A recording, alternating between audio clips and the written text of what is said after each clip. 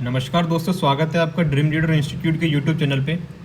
तो आज की हमारी क्लास है जिसमें हम पैट के जीएस का प्रैक्टिस सेट करेंगे। ठीक है, इससे पहले जो क्लास हुई थी उसमें भी हमने जीएस के कुछ क्वेश्चंस किए थे। ठीक है, तो उसी सीरीज़ को हम आगे बढ़ा रहे हैं। तो अगर आप लोग पैट की तैयारी या किसी भी कॉम्पिटिटिव एग्ज़ाम की तैयारी कर रहे हो जिसमें जीएस आती हो, ठीक है, तो उन सभी के लिए ये क्लास हमारी बहुत ही यूज़फुल रहेगी।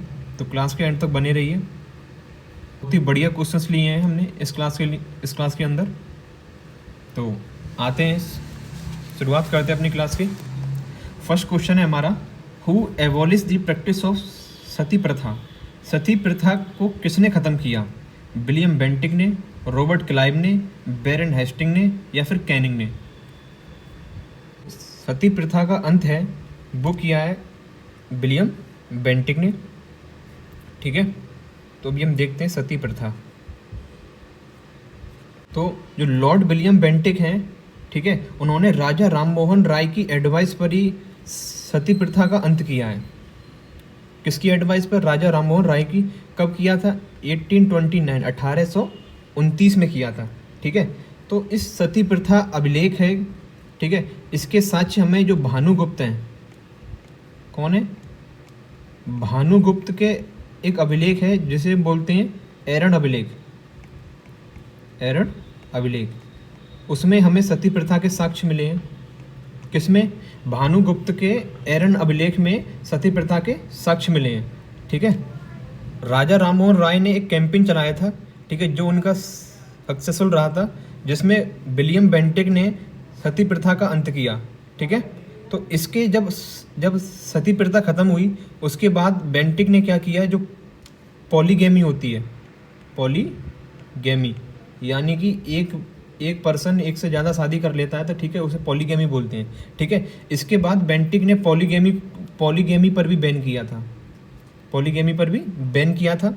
ठीक है, और उसने बेंटिक ने स्कूल्स खुलवाए थे। जो हमारी जो फीमेल हैं, वुमेन हैं, उनको एजुकेट करने के लिए बेंटिक ने स्कूल भी खुलवाए थे।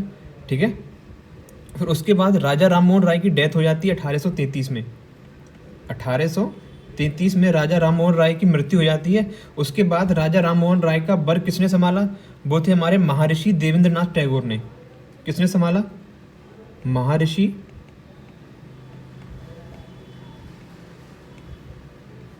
देवेंद्रनाथ टैगोर ने, ठीक है, राजा राममोहन राय का वर्ग संभाला। ठीक है, तो सती प्रथा का अंत किसने किया था? विलियम बेंटिक ने किया था। किसकी एडवाइस पे किया था? राजा राममोहन राय की एडवाइस पे किया था। ठीक है, तो सेकंड पॉइंट है हमारा रॉबर्ट क्लाइव। अब देखो, जो विलियम बेंटिक थे कौन? ये हैं हमारे, ये थे first governor general. First governor general of India, Bharat के प्रथम गवर्नर जनरल थे हमारे विलियम बेंटिक। और जो रॉबर्ट क्लाइव हैं, ये कौन थे? ये हमारे हैं first governor of Bengal. First governor of Bengal. ठीक है, बंगाल के प्रथम गवर्नर थे कौन? Robert Clive. ठीक है, इन्हीं के टाइम में 1757 का प्लासी का युद्ध हुआ था। किसके टाइम में? रॉबर्ट क्लाइव के टाइम में 1757 का प्लासी का युद्ध हुआ था। ठीक है, अब है बैरन हेस्टिंग। ये कौन थे? ये थे first governor general of Bengal. First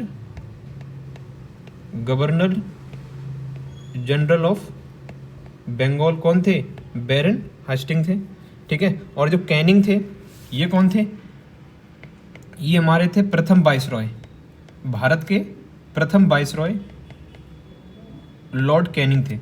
ठीक है, तो विलियम बेंटिक थे कौन? First governor general of India. Robert Clive थे फर्स्ट गवर्नर ऑफ बंगाल। इन्हीं के टाइम में 1757 का प्लासी का युद्ध हुआ था। ठीक है, और Baron Hasting first governor general of Bengal, Bengal के प्रथम गवर्नर जनरल बैरन हेस्टिंग, और भारत के प्रथम वाइसरॉय लॉर्ड कैनिंग। ठीक है, तो अगला क्वेश्चन है, second question, who won gold medal in Lausanne diamond league 2022? 2022 में लुसाने डायमंड लीग में किसने गोल्ड मेडल जीता? देवेंद्र झाझरिया ने, नीरज चोपड़ा, लक्ष्य सेन या मीराबाई चानू? तो 2022 में गोल्डन लीग किसने जीता? नीरज चोपड़ा ने। ठीक ठीक है। नीरज चोपड़ा ने जीता था भाला फेंक में, जेवलिन थ्रो जिसे बोलते हैं जेवलिन थ्रो, भाला फेंक में नीरज चोपड़ा ने गोल्डन लुसाने डायमंड लीग 2022 जीता था। ठीक है, तो ये कहाँ के हैं? हरियाणा के हैं ये।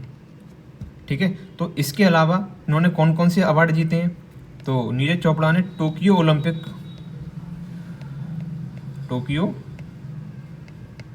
ओलंपिक का अवार्ड टोक्यो ओलंपिक में गोल्ड जीता था। क्या जीता? गोल्ड जीता।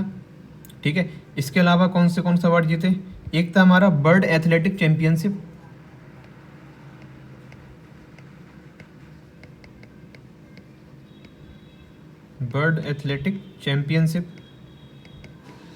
इसमें इन्होंने क्या जीता? सिल्वर जीता था। क्या जीता? सिल्वर जीता था। ये कहाँ हुआ था? यूएसए में हुआ था, वर्ल्ड एथलेटिक चैंपियनशिप। ठीक है, और जो लुसाने डायमंड लीग 2022 इसमें इन्होंने क्या जीता? गोल्ड जीता था। ठीक है, और इनको पद्मश्री अवार्ड भी मिला था।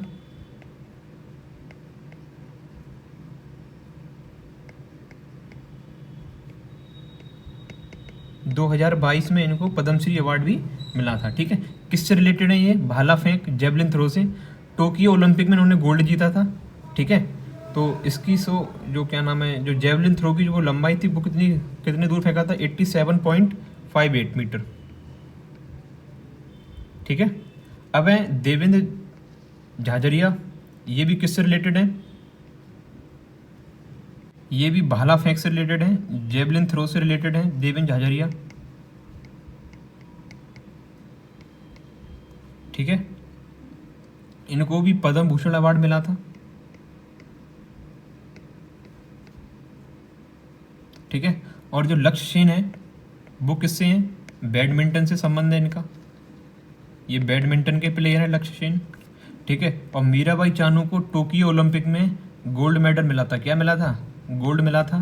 किस में? वेट लिफ्टिंग में, भारोत्तोलक होता है, वेट लिफ्टिंग में मीराबाई चानू को गोल्ड मिला था। ठीक है, 49 kg का। ठीक है, तो ये था हमारा क्वेश्चन। अब है हमारा when was Congress established by whom and the viceroy at that time? Congress की स्थापना कब हुई, किसके द्वारा, और उस समय का वाइसरॉय कौन था? तो इसमें हम इंडियन नेशनल कांग्रेस का पोस्टमार्टम करेंगे आज। तो पहले इसका आंसर देखते हैं क्या है। कांग्रेस की स्थापना कब हुई? ठीक है, तो कांग्रेस की स्थापना कब हुई थी? 28 दिसंबर 1885 में हुई थी। ठीक है, कब हुई थी? 28 दिसंबर 1885 में हुई थी। और किसने की थी?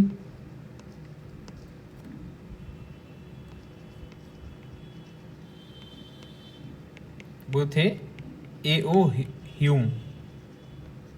ठीक है, और वाइसरॉय कौन था उस टाइम में? तो वाइसरॉय थे लॉर्ड डफरिन।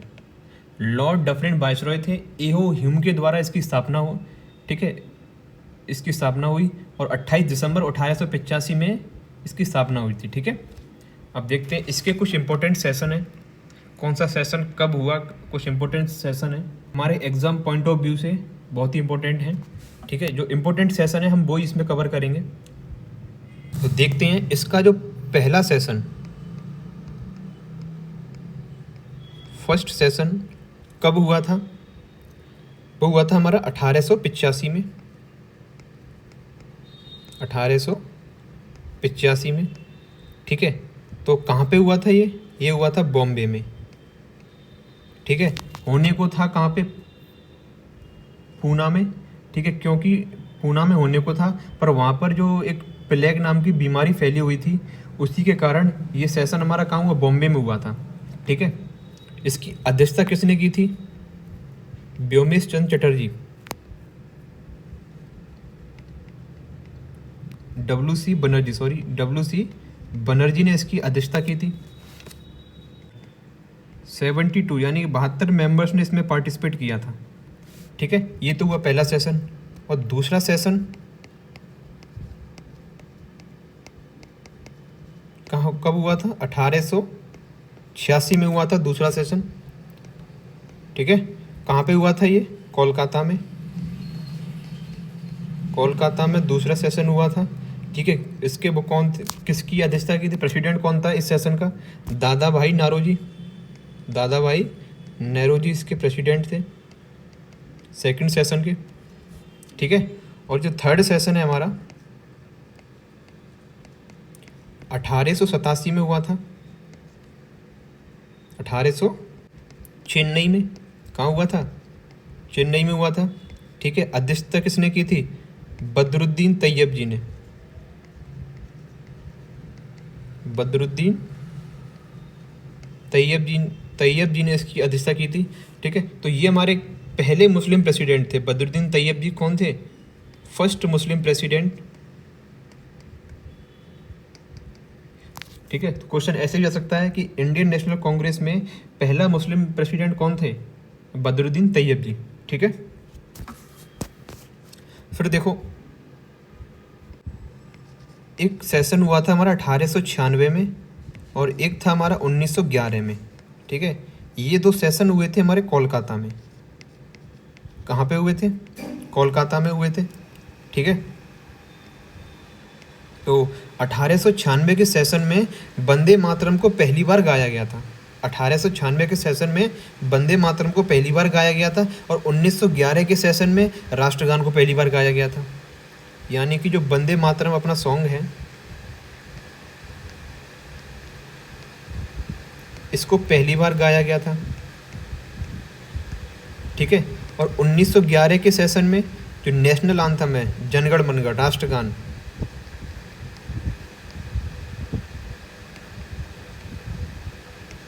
इसको भी पहली बार गाया गया था 1911 के सेशन में। कहाँ पे हुआ था ये, कोलकाता में था, ठीक है।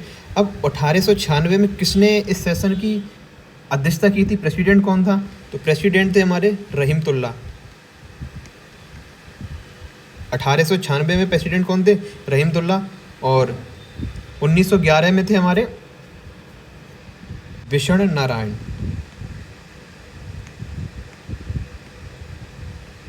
विष्णु नारायण हमारे 1911 में प्रेसिडेंट थे, ठीक है। तो क्वेश्चन ऐसे आ सकता है कि किस सेशन में वंदे मातरम पहली बार गाया गया था, ठीक है। वो सेशन था हमारा 1896 का, कहाँ हुआ था, कोलकाता में हुआ था। हेड कौन थे, रहीमतुल्लाह थे, ठीक है। और नेशनल आंथम राष्ट्रगान किस सेशन में पहली बार गाया गया था, 1911 में, ठीक है। कहाँ पे हुआ था, कोलकाता में। और इसके जो प्रेसिडेंट थे वो कौन थे, विष्णु नारायण। अगला सेशन देखो 1905 का सेशन हुआ था हमारा बनारस में,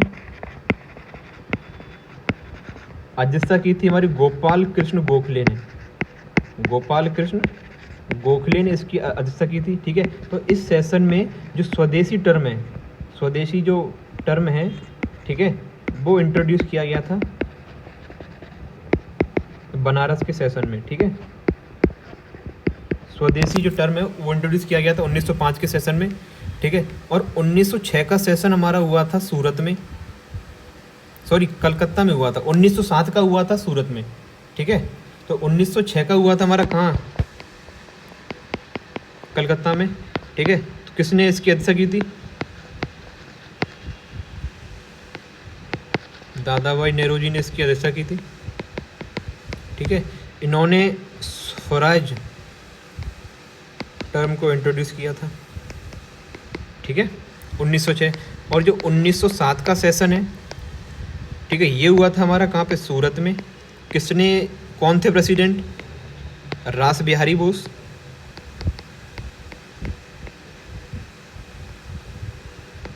रास बिहारी बोस इसके प्रेसिडेंट थे, ठीक है। तो इसमें क्या हुआ था, जो नरम दल और गरम दल में विभाजन हुआ था, नरम दल और गरम दल में विभाजन हुआ था 1907 के सेशन में, सूरत स्प्लिट बोलते हैं, ठीक है, 1907 के सेशन में, ठीक है।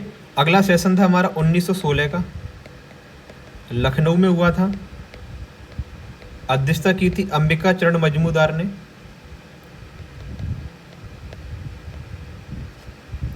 अंबिका शरण मजूमदार ने की थी, ठीक है।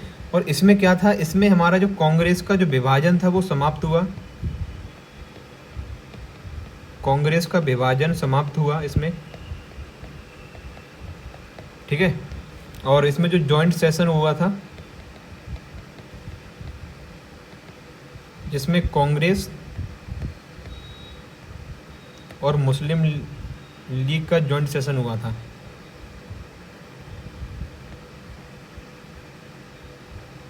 ठीक है, 1916 का कहाँ हुआ था? लखनऊ में। ठीक है, तो अब देखो 1917 का कहाँ हुआ था? 1917 का हुआ था कहाँ पे? कलकत्ता में। और प्रेसिडेंट थे हमारे कौन? पेन किधर गया?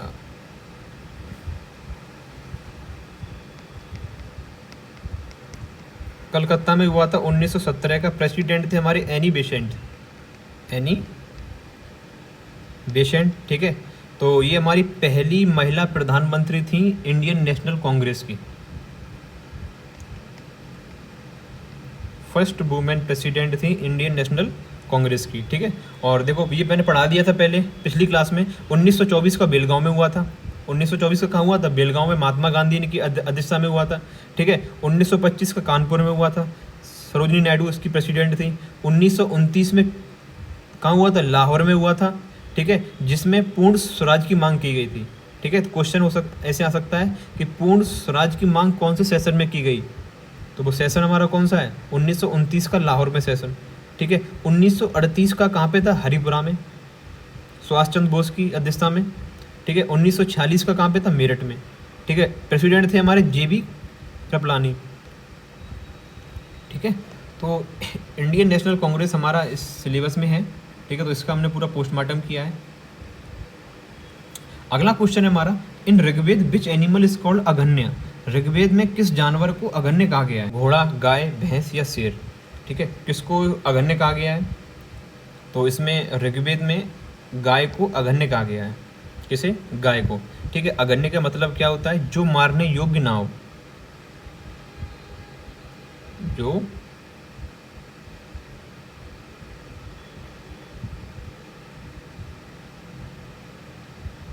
अगन्य क्या है? जो मारने योग्य नहीं है उसे हम क्या बोलते हैं? अगन्य। ठीक है, अब बात आई है इसमें ऋग्वेद की। तो हमारे 4 वेद हैं। कौन कौन से? ऋग्वेद, यजुर्वेद, अथर्ववेद, सामवेद। ठीक है, ये हमारे कितने वेद हैं? 4 वेद हैं। ठीक है, तो इसमें वेद त्रयी किसे बोलते हैं? वेद त्रयी। तो वेद त्रयी हम कैसे बोलते हैं? ऋग्वेद, यजुर्वेद और सामवेद। ऋग्वेद, यजुर्वेद और सामवेद को हम क्या बोलते हैं? वेद त्रयी। ठीक है, क्या बोलते हैं? वेद त्रयी। ठीक है, इसके ऋग्वेद में हमारे मंडल कितने हैं? ऋग्वेद में हमारे 10 मंडल हैं। कितने मंडल हैं? 10।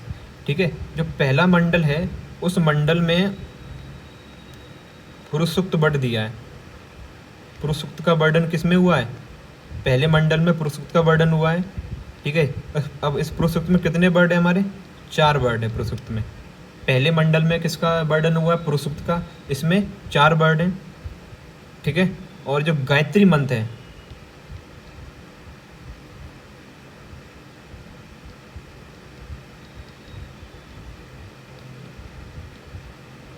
गायत्री मंत्र का किस मंडल में वर्णन हुआ है? तीसरे मंडल में। तीसरे मंडल में गायत्री मंत्र का वर्णन हुआ है। ठीक है, तो अगन्य किसे बोलते हैं? गाय को।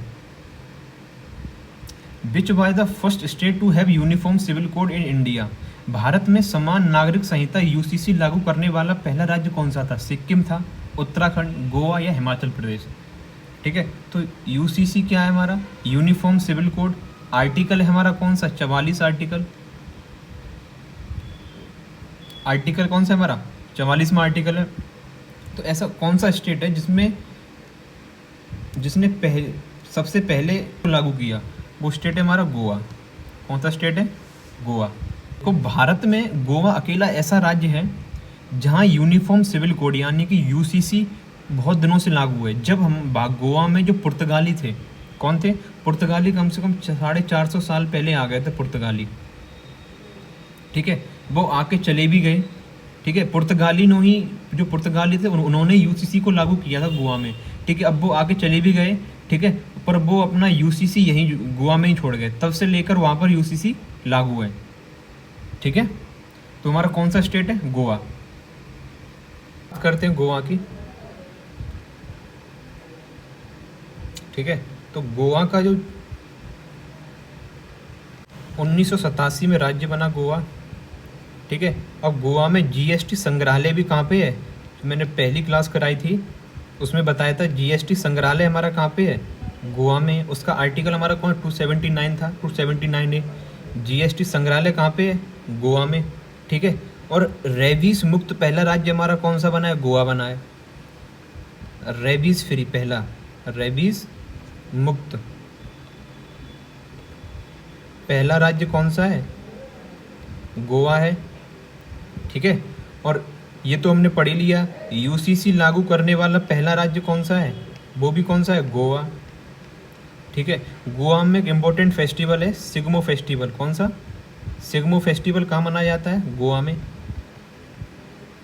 ठीक है, और हर घर जल वाला कौन सा राज्य है? गोवा हमारा। ठीक है, तो ये हमारे कुछ पॉइंट थे गोवा से रिलेटेड, वो हमने कवर किए।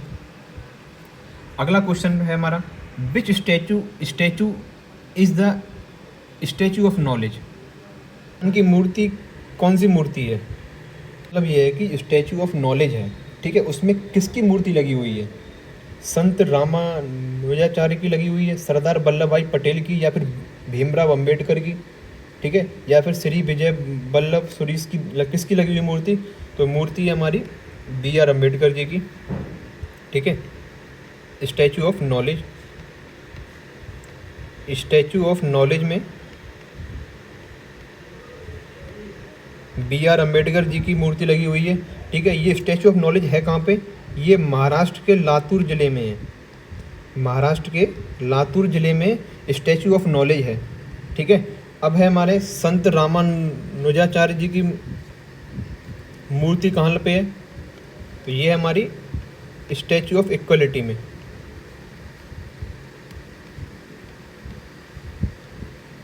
स्टैचू ऑफ इक्वलिटी में संत रामानुज जी की मूर्ति है कहाँ पे? स्टैचू ऑफ इक्वलिटी में। और ये स्टैचू ऑफ इक्वलिटी है कहाँ? हैदराबाद। कहाँ पे? हैदराबाद में। और सरदार वल्लभ भाई पटेल की मूर्ति कहाँ पे? स्टैचू ऑफ यूनिटी में।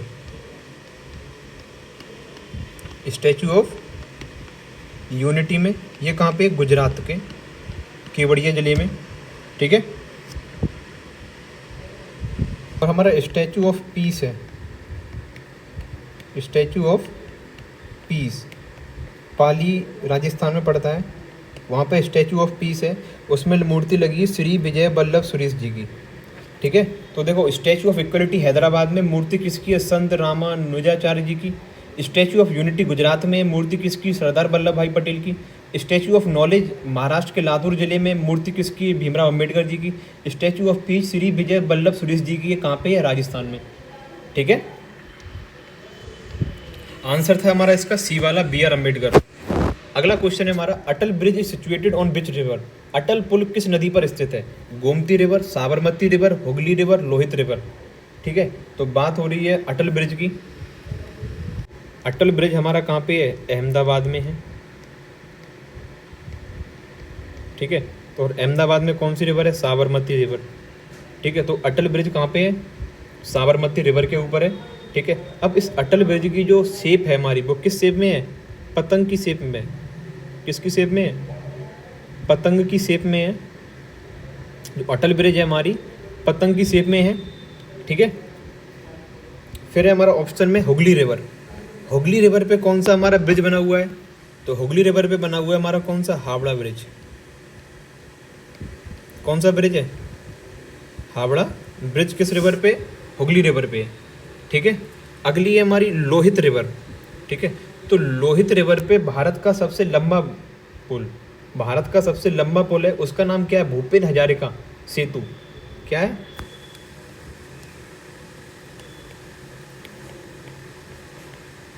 भूपेन हजारिका सेतु। ठीक है यार, इसका दूसरा नाम और है डोला सादिया सेतु। ठीक है, ध्यान रखो ये कैसा है? भारत का सबसे लंबा पुल है, भारत का सबसे लंबा पुल हमारा कौन सा है? भूपेन हजारिका सेतु। ठीक है। हुगली रिवर पे हमारा कौन सा, हावड़ा ब्रिज, और साबरमती रिवर पे हमारा कौन सा, अटल ब्रिज, ठीक है। अब अटल ब्रिज है, फिर एक हमारी अटल सुरंग और है, अटल सुरंग, ये कहाँ पे, हिमाचल प्रदेश में, ठीक है। इसका पहले नाम था रोहतांग सुरंग, अटल सुरंग का पहले नाम क्या था, रोहतांग सुरंग, ठीक है। इसकी लंबाई कितनी है, 9.02 किलोमीटर है। ये कहाँ मिलता है, लेह से जो मनाली के लिए रास्ता गया है, लेह से मनाली मार्ग पे ये हमें सुरंग मिलती है, ठीक है। अभी हम बात कर रहे थे किसकी, अटल ब्रिज की, तो उसी से रिलेटेड है हमारा अटल सुरंग, ठीक है। अटल ब्रिज कहाँ पे, अहमदाबाद में साबरमती रिवर फ्रंट है उसके ऊपर बना हुआ है, ठीक है। और ये अटल सुरंग हिमाचल प्रदेश में, इसका पहले नाम रोहतांग सुरंग था, ठीक है। कहाँ मिलती है, लेह से मनाली का जो मार्ग है वहाँ पे ये, ठीक है। हुगली रिवर पे कौन सा ब्रिज है हमारा, हावड़ा ब्रिज। अगला क्वेश्चन है हमारा, Manisha Kalyan is related with which sport, Manisha Kalyan का संबंध किस खेल से है, हॉकी से, चेस से, फुटबॉल से, रेसलिंग से। तो मनीषा कल्याण हमारी कौन है, फुटबॉल की बेस्ट प्लेयर है, किसकी, फुटबॉल की बेस्ट प्लेयर है मनीषा कल्याण, ठीक है। फुटबॉल का नाम आ गया तो इससे रिलेटेड देखते हैं, जो हमारा फीफा वर्ल्ड कप है 2022 में, फीफा वर्ल्ड कप 2022 में कहाँ हुआ था, कतर में हुआ था। कहाँ पे हुआ था, कतर में। कौन जीता था, अर्जेंटीना जीती थी। कौन जीता था, अर्जेंटीना, ठीक है। अब 2023 में ये कहाँ पे होगा, सऊदी अरब में। कहाँ पे होगा, सऊदी अरब में। कब होगा ये, 12 से 22 दिसंबर 2023 में, 12 से 22 दिसंबर को ये सऊदी अरब में होगा फीफा वर्ल्ड कप 2023, ठीक है। इसमें हॉकी की भी की गई है, ठीक है। तो जो मेंस हॉकी है, मेंस हॉकी वर्ल्ड कप 2023 हमारा उड़ीसा में हुआ था। कहाँ पे, उड़ीसा में एक स्टेडियम है बिरसा मुंडा, राउरकेला में पड़ता है, ठीक है। वहाँ पर मेंस हॉकी वर्ल्ड कप 2023 हुआ था, ठीक है। कौन जीता था, जर्मनी। कौन जीती थी, जर्मनी, ठीक है। अब जो अंडर 17 महिला वर्ल्ड कप है,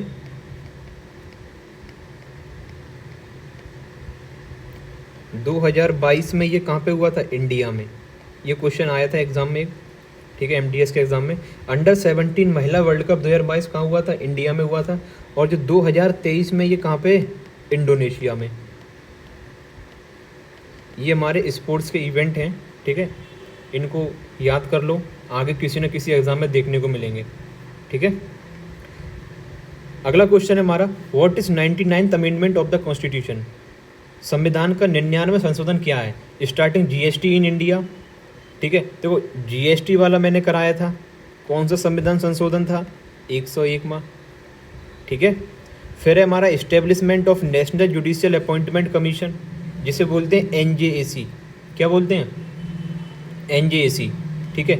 अगला ऑप्शन देखो क्या है, agreement on the land border between Bangladesh and India, यानी कि भारत, बांग्लादेश और इंडिया के बीच में सीमा का जो एग्रीमेंट हुआ था वो शायद किस में हुआ था, वो देखते किस में होगा, कॉन्स्टिट्यूशनल कमीशन टू ओबीसी, ठीक है। तो इसका जो राइट आंसर है वो हमारा बी, क्या है, B.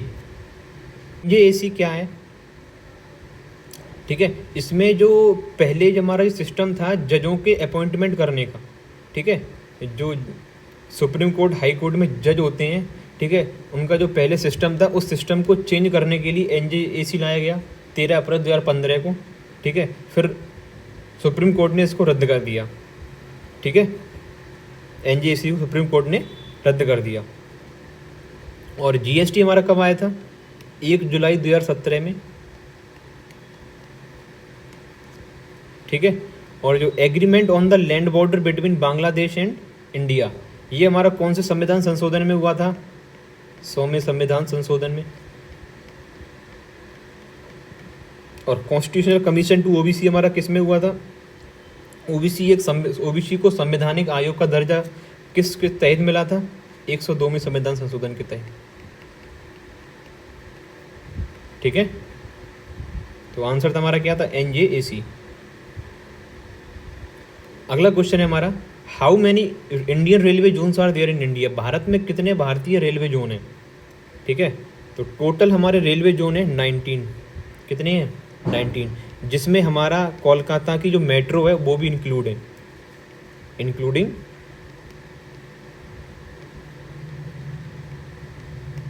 Metro railway of Kolkata, ठीक है। कितने हैं रेलवे जोन हमारे, 19 हैं, ठीक है। जो 18वां हमारा रेलवे जोन है वो हमारा कौन सा है, विशाखापट्टनम का, विशाखापट्टनम का है, ठीक है। अगला क्वेश्चन है हमारा, father of civil service in India. Bharat में सिविल सेवाओं के जनक Lord Ripon, Lord Cornwallis, Reid and Munro, Holt Mackenzie. तो हमारे जो सिविल सर्विस के जनक कौन है, लॉर्ड कॉर्नवालिस। कौन है, लॉर्ड कॉर्नवालिस। सिविल सर्विस है वो स्टार्ट किसने की थी, स्टार्ट की थी हमारी वेरेन हेस्टिंग ने, वेरेन हेस्टिंग ने सिविल सर्विस को स्टार्ट किया था, ठीक है। और सिविल सर्विस डे हमारे कब मनाते हैं, 21 अप्रैल को। 21 अप्रैल को क्या मनाते हैं, civil service day. Civil service day कब मनाते हैं, 21 अप्रैल को, ठीक है। और जो लॉर्ड रिपन है हमारे, ठीक है, लॉर्ड रिपन को हम क्या बोलते हैं, father of local governance, father of local governance किसे बोलते हैं, लॉर्ड रिपन को, ठीक है। तो लॉर्ड रिपन के टाइम में 1881 में वैज्ञानिक के आधार पर जनगणना हुई थी, सेंसस हुई थी, ठीक है। लॉर्ड रिपन के टाइम में कब, 1881 में वैज्ञानिक आधार पर जनगणना हुई थी,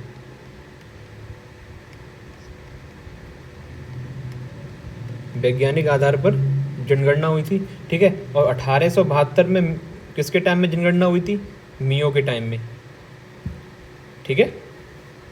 अब हमारे Reid and Munro, Reid and Munro, इनके लेके आए थे रैयतवाड़ी व्यवस्था।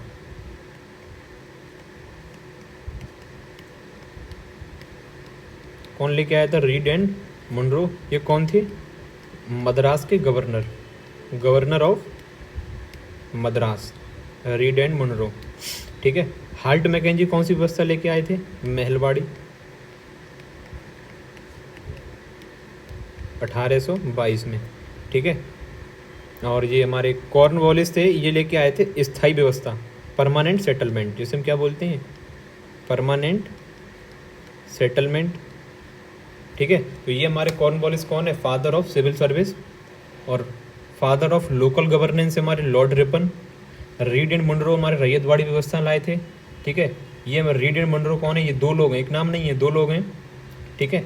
हॉल्ट मैकेंजी महलवाड़ी व्यवस्था 1822 में। अगला क्वेश्चन है हमारा, which is India biggest nuclear power plant. Bharat का सबसे बड़ा परमाणु ऊर्जा संयंत्र कौन सा है। तो जो नरौरा पावर प्लांट है, एटॉमिक पावर प्लांट है, वो हमारा यूपी में है, उत्तर प्रदेश में है, ठीक है। और जो काकरापड़ है हमारा, वो कहाँ पे है, गुजरात में। कहाँ पे है, गुजरात में। और जो तारापुर है वो कहाँ पे है, महाराष्ट्र में, ठीक है। फिर है हमारा खुड़नकुलम, जिसे हम एक और नाम देते हैं कलपक्कम, ये कहाँ पे है, तमिलनाडु में। कहाँ पे, तमिलनाडु में। तो सबसे बड़ा एटॉमिक पावर प्लांट कौन सा है हमारा, खुड़नकुलम, ठीक है, सबसे बड़ा ये है। और जो हमारा सेकंड लार्जेस्ट है वो हमारा कौन सा है, तारापुर वाला, जो कहाँ पे है, महाराष्ट्र में।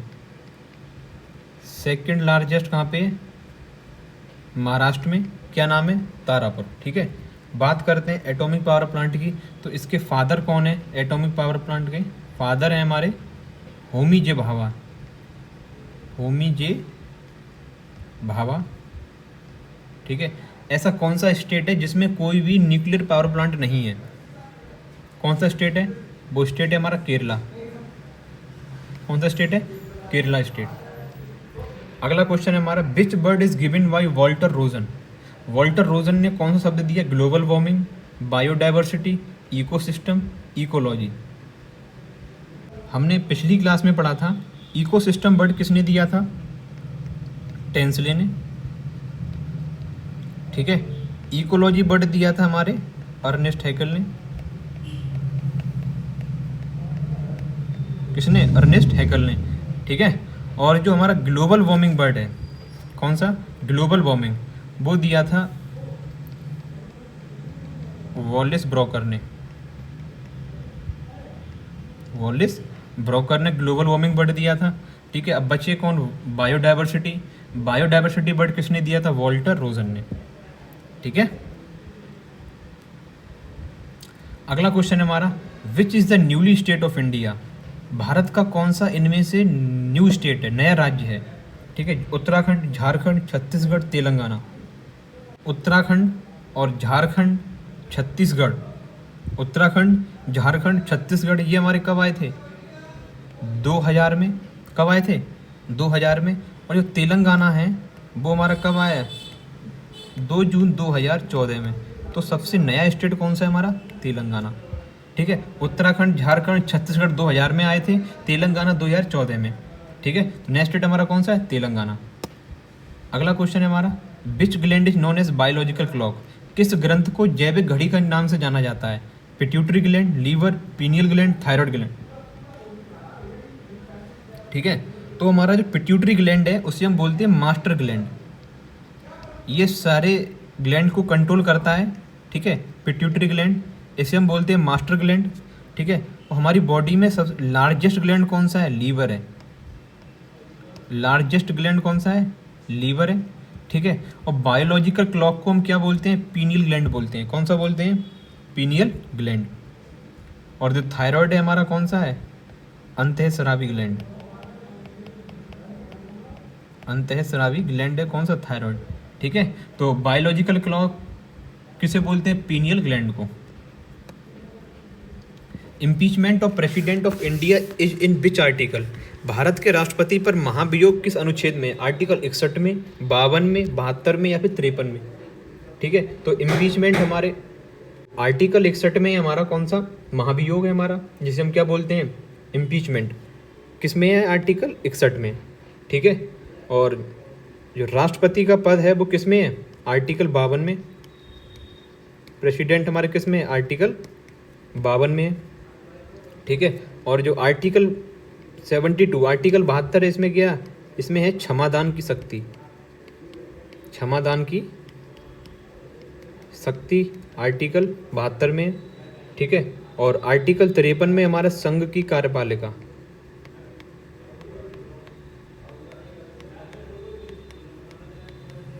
संघ की कार्यपालिका किसमें?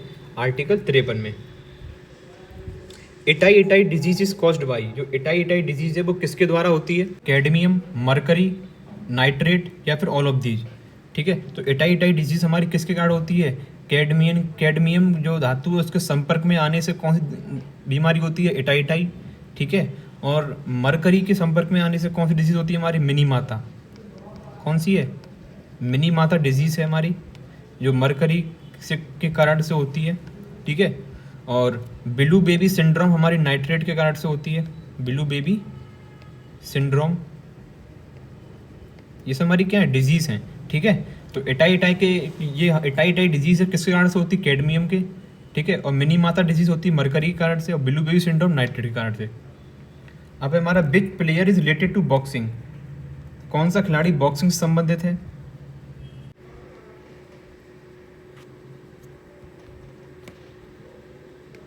वो है हमारी लवलीना बोरगोइन। ठीक है, ये किससे रिलेटेड है? बॉक्सिंग से। कहाँ की हैं ये? असम की हैं। इन्होंने जीता है ब्रॉन्ज मेडल। Bronze medal. ठीक है, भवानी देवी हमारी किससे रिलेटेड है? तलवारबाजी से। किससे हैं? तलवारबाजी से रिलेटेड है भवानी देवी। शरद कमल है हमारे टेबल टेनिस से रिलेटेड। टेबल टेनिस से हैं। और जो भावना जाट है हमारी वो क्या है? पैदल चाल, ये पैदल चलते हैं। ठीक है, पैदल चाल से रिलेटेड है कौन? भावना जाट। ठीक है। फिर है हमारा which prize is given in the field of mathematics, गणित के क्षेत्र में कौन सा प्राइज दिया जाता है? गणित के क्षेत्र में कौन सा प्राइज दिया जाता है? वो है हमारा एबल प्राइज। ठीक है। अर्जुन अवार्ड दिया जाता है खेल के क्षेत्र में, खेल के क्षेत्र में। और जो ग्रैमी अवार्ड है वो दिया जाता है संगीत के क्षेत्र में, संगीत के क्षेत्र में दिया जाता है। ठीक है। और जो हमारा पुलित्जर अवार्ड है, पुलित्जर प्राइज है, वो दिया जाता है पत्रकारिता के क्षेत्र में, पत्रकारिता के क्षेत्र में। ठीक है। और एक हमारा इससे रिलेटेड और है प्रित्जर प्राइज, प्रित्जर अवार्ड, वो दिया जाता है आर्किटेक्ट के क्षेत्र में, आर्किटेक्ट के क्षेत्र में दिया जाता है। ठीक है।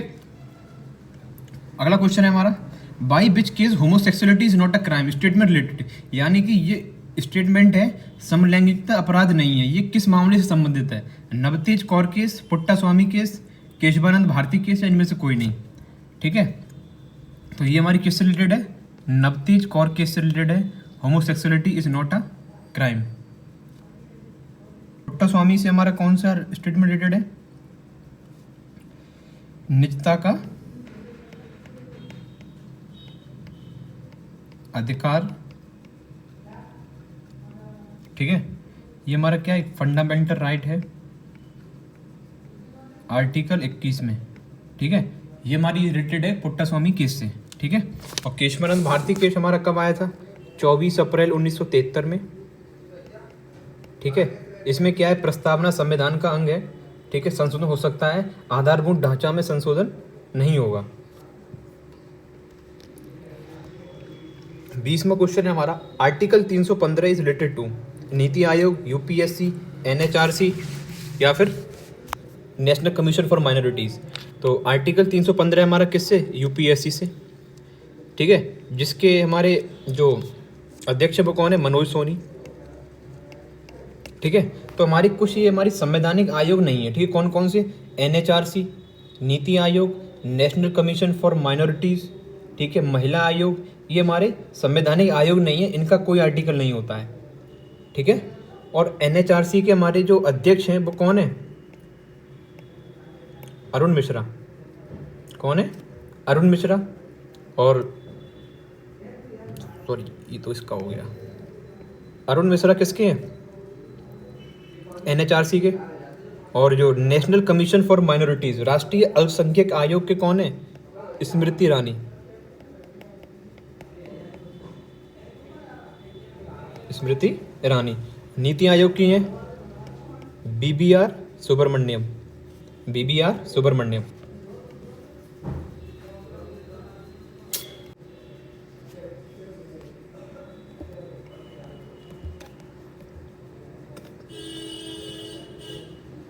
लास्ट क्वेश्चन देखो, लास्ट क्वेश्चन है हमारा सरस्वती सम्मान, व्यास सम्मान और जीडी बिरला अवार्ड, ये हमें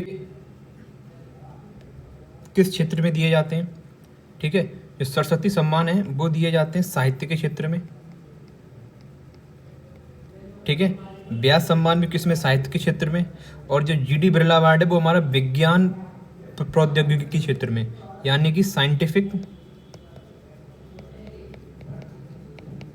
रिसर्च के क्षेत्र में दिए जाते हैं जीडी बिरला अवार्ड। ठीक है। तो सबसे पहले सरस्वती सम्मान किसे मिला था? फर्स्ट कौन सा था? को किसे मिला था? Father of Amitabh Bachchan, Harivansh Rai Bachchan. हरिवंश राय बच्चन को मिला था पहला सरस्वती सम्मान। ठीक है। अब देखो लाइन से देखते हैं। 2021 में 31वां सरस्वती सम्मान किसे मिला था? रामदरथ मिश्र को। 2021 में 31वां सरस्वती सम्मान मिला था रामदरथ मिश्र को। 2022 में 32वां मिला था शिवशंकरी को। 2022 में 32वां मिला था शिवशंकरी को। और 2023 में 33वां किसे?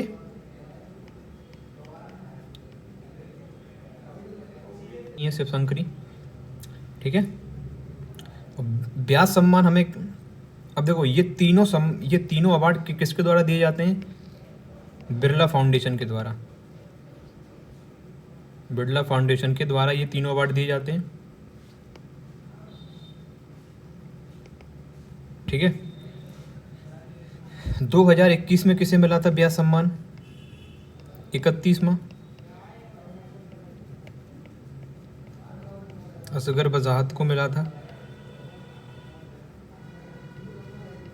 असगर बजाहत को मिला था 2021 में।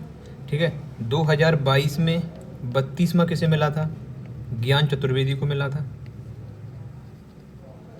ज्ञान चतुर्वेदी को मिला था। ठीक है। और जीडी बिरला अवार्ड 31वां किसे मिला था? नारायण प्रधान को मिला था, नारायण प्रधान को। और 32वां मिला था GD Birla award Nilesh B Mehta को, नीलेश बी मेहता को। ठीक है। आई होप ये वीडियो आपको अच्छी लगी हो। ठीक है। लगी हो तो वीडियो को लाइक शेयर कमेंट कर दीजिए। तो ऐसे ही हम जब तक पैट का एग्ज़ाम होगा आपका, तो ऐसे ही हम प्रैक्टिस कराते रहेंगे आपको। तो थैंक यू।